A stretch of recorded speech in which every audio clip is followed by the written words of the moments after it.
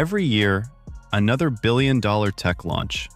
Another sleek device promising to change your life. Another screen.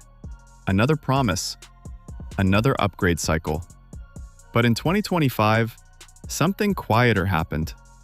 A girl worth billions on paper boarded a 73-pound flight under a name that wasn't hers, and nobody noticed. Princess Charlotte of Wales, third in line to the British throne, surrounded by palaces, helicopters, armed guards who dress like your neighbor. She lives between Adelaide Cottages, Kensington Palace, and Anmer Hall in Norfolk. Her father inherited the Duchy of Cornwall, an estate that generated £22.9 million last year alone. Her grandfather draws income from the Duchy of Lancaster, roughly £28.7 million annually. The Crown Estate, the property empire that funds the monarchy's operations, posted record profits in 2025. Offshore wind farms, Regent Street properties, seabed leases stretching across the North Sea. The sovereign grant? £132.1 million. A 53% increase in a single year. This is the financial machinery that keeps Charlotte fed, housed, educated, protected. She doesn't sign checks. She doesn't attend board meetings. But every breakfast she eats, every car she rides in, every armed officer who shadows her to school, flows from a centuries-old river of wealth most families will never see in 10 lifetimes. And yet, in August 2019, she sat in economy class on a Flybe turboprop, Norwich to Aberdeen. Ticket price? £73. Let that settle for a moment. £73. That's what it costs to fly the daughter of the future king across the United Kingdom. William, Kate, Charlotte, George, Louis, their nanny, all of them, on a 50-seat regional aircraft. No private terminal, no velvet ropes, no fleet of attendants. They carried hand luggage. They walked across the tarmac. They sat in the same narrow seats as everyone else. Fellow passengers photographed them disembarking. A household behind a fortune worth billions, stepping off the same plane used by commuters heading to the Highlands for the weekend. And here's the thing, most travelers didn't even notice, because most people, absorbed in their phones, wrestling with overhead bins, thinking about what's for dinner, don't expect royalty to be sitting 3 rows behind them. And when Charlotte does step in front of a camera, this is what she sounds like. "Hello, David. I like you. Do you like spiders too? I love spiders." Completely disarming, completely normal. That was Charlotte, during her first official royal engagement, asking Sir David Attenborough about spiders, like any child chatting with a favorite grandparent, not like someone whose family sits on a financial empire stretching back 1,000 years. But here's what you don't see: the security perimeter around that moment. The officers positioned themselves carefully out of frame, the advanced team that swept the location hours before the cameras rolled. Every charming clip of Charlotte being a normal kid is produced inside a ring of armed protection that the viewer never detects. She receives automatic close protection from the Metropolitan Police's Royalty and Specialist Protection Unit, known as RASP. This isn't optional. It can't be declined. Armed officers accompany her every single day. School runs, birthday parties, trips to the park. Every movement she makes outside the walls of Adelaide Cottage or Kensington Palace involves trained, armed personnel who has been vetted, briefed, positioned in advance. They dress in civilian clothes, jeans, jackets, backpacks. They blend into school gates and airport queues so seamlessly you'd never identify them unless you knew what to look for. The earpiece wire is barely visible beneath a collar. The particular posture of constant alertness. The way their eyes sweep a space without lingering on any single face. The cost? Classified. The security apparatus surrounding the Wales children operates in deliberate financial shadow. Funded by the Home Office, the Metropolitan Police, kept separate from the sovereign grant, hidden from the public eye with a thoroughness that borders on institutional obsession. Critics estimate the total annual security cost for the entire royal family at hundreds of millions of pounds. Some say as high as £510 million a year for one family. And Charlotte? She's 10 years old. She attends Lambrook School in Berkshire. Tuition? £7,000 to £9,000 per term. That's upward of £27,000 a year for one child. She's known at school simply as Charlotte Wales. No title, no princess on any register. But the armed officers? They're there. Every single day. Handling the school run, scanning the perimeter, conducting background checks on staff, vetting even close friends who visit for playdates. The security alone around her school commute costs more than most families spend on an entire year of education. And then there's the rule, the one nobody talks about.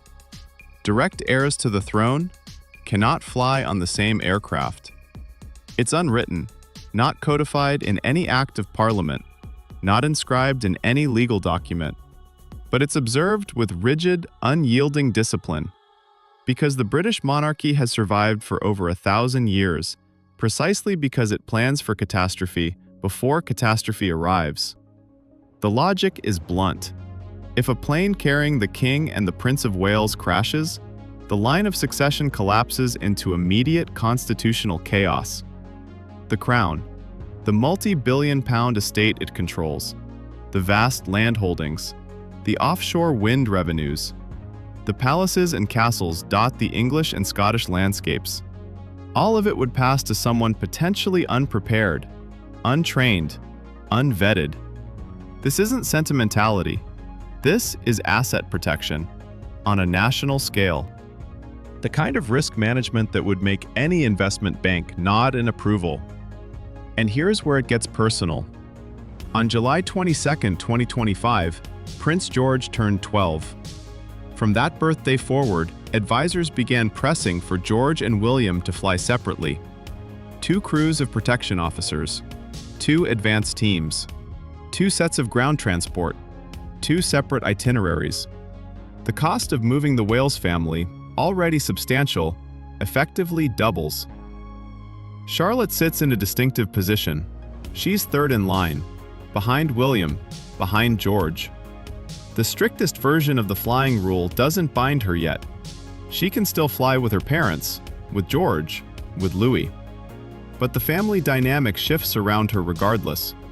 The family that once squeezed onto a 73-pound Flybe flight together may soon require 2 separate sets of transport, doubling the already staggering cost of moving the future of the British monarchy from point A to point B. And this is the same family Kate described as beautifully chaotic. Homeschooling is a challenge, as I imagine you're experiencing yourself. I also have 3 children of different ages, and it's quite difficult keeping them all occupied. That was Kate, during lockdown, sounding like every parent on the planet. 3 children, different ages, different needs. The same struggle whether you live in a council flat or a royal cottage. Except, keeping those 3 children together on the same plane now requires permission from the King of England. The world's richest kid label that tabloids attach to Princess Charlotte, it is built on projections, speculation, viral clickbait. Charlotte doesn't control a single penny of that figure. She's 10 years old. She doesn't hold property in her own name. She doesn't draw income from the Duchy of Cornwall. The wealth attributed to her, it is a tabloid calculation of what she might one day inherit, blended with the estimated value of the privileges she currently enjoys. But what is real? It is the financial machinery that surrounds her every waking moment, and that machinery is under pressure. A February 2026 poll found that monarchy support had fallen to just 45%. Youth support, between 18 and 34, as low as 23%. The sovereign grant increased from £7.9 million in 2011 to £132.1 million in 2025, a 16-fold increase in barely 15 years. At a time when ordinary families are cutting back on heating, groceries, school supplies, critics argue the monarchy is an outdated institution, extravagantly costly, that the British public can no longer justify bankrolling. And when Princess Anne was asked about the slimmed-down monarchy concept, her answer was blunt. Well, I think the slimmed down was said in a day when there were a few more people around to make that seem like a justifiable comment. The world changes a bit. Pragmatic, unbothered, cutting straight to the point. Fewer working royals doesn't mean a leaner, cheaper operation. It means fewer hands to carry the same crushing workload. And it means the financial spotlight on the royals who remain burns hotter than ever. For Charlotte, all of this turbulence exists as background noise. During her childhood, her parents fought fiercely to keep their family ordinary. She attends Lambrook School as Charlotte Wales. She plays rugby, runs hurdles, crafts obsessively. Kate once described the children spending an entire summer crafting in every corner of the house. William said of his daughter that he thinks she's going to be in trouble when she's older. A warm joke, not a warning. And you can hear that personality radiating through moments like this, where Kate reveals the sibling dynamics at home. George gets very upset because he just wants to do all of Charlotte's projects. Making spider sandwiches is far cooler than literacy. George, jealous of Charlotte's craft projects? Spider sandwiches. That's the sibling energy of a family with access to RAF jets and crown estates, enduring the same chaotic kitchen table homeschooling as the rest of the world. The wealth doesn't change the bickering. It doesn't change the mess. It just changes who cleans it up. So here's the truth. Charlotte doesn't fly invisible because she's hiding. She flies invisible because the system around her is so vast, so expensive, so scrutinized, that the only way to give her a childhood that feels remotely normal is to make her disappear in plain sight. On a 73-pound ticket, under a name that isn't hers, sitting 3 rows behind you, and you'd never know. They want one system for the cameras and another for the spreadsheets. Before you go, hit that subscribe button, because we don't just review, we expose. From the hype to the hidden failures, to the tricks brands and institutions hope you'll never question. So hit like, tap subscribe, and join thousands of smart viewers who already know. Smart watching starts with asking smarter questions.